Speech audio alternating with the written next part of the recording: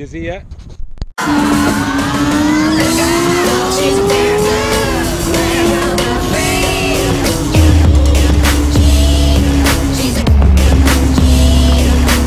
What's going on, everyone?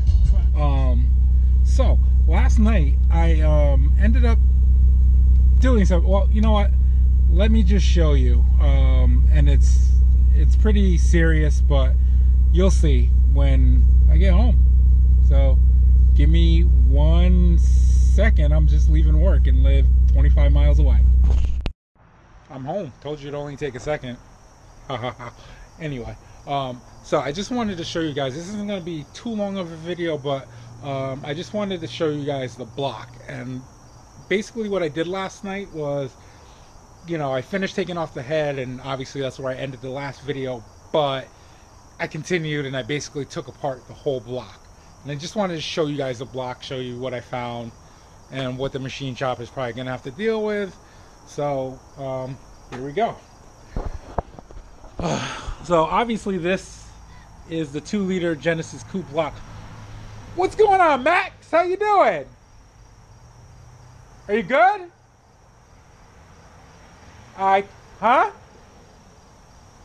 Okay. That's my neighbor Max, coolest little kid ever. Anyway, so what they're probably gonna have to deal with, let me see if I can tip this up for you. There we go. Whoops, sorry, right here.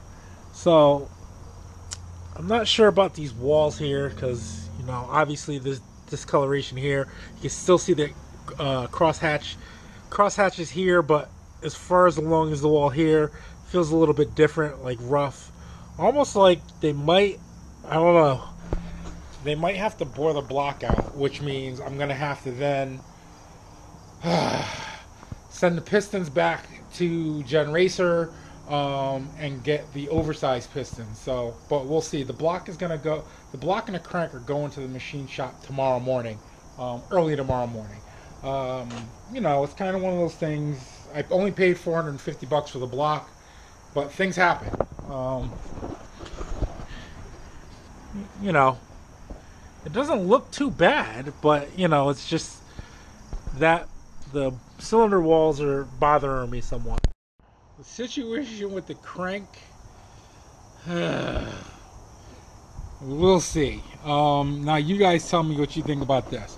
So as you can see here, this is pretty rough, and hopefully they can polish this so it matches the rest. It's gonna have to be, this whole thing is gonna have to be polished and balanced anyway. But I wanted to show you the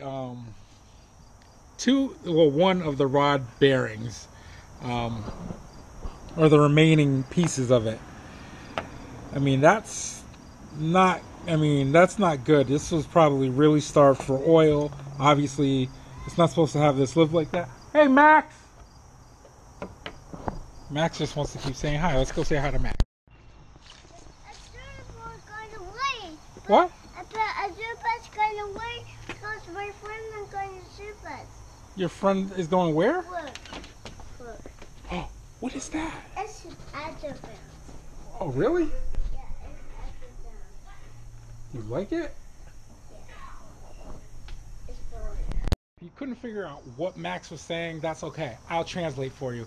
It was, Chuck, you have the nicest, hottest, fastest Genesis Coupe on the planet, and yeah, you're the man, and hurry up and finish the motor. That's what he was saying.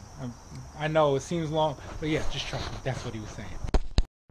All right, guys, sorry about that. That's my neighbor Max. And actually, it was good that I went over there, because his dad, I'm gonna actually have him put together the pistons and the connecting rods, and just assemble them, because he's very good at it. And he also knows how to file the rings properly and things like that. So anyway, back to this.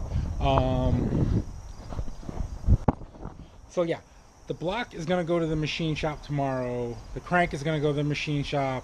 I may have to end up buying the flywheel.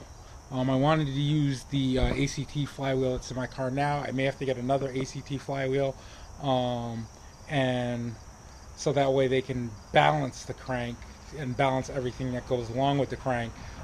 So tomorrow might just be, I might just have them hone it for now, and then once I get the flywheel, I'll you know, bring it back and have them balance everything.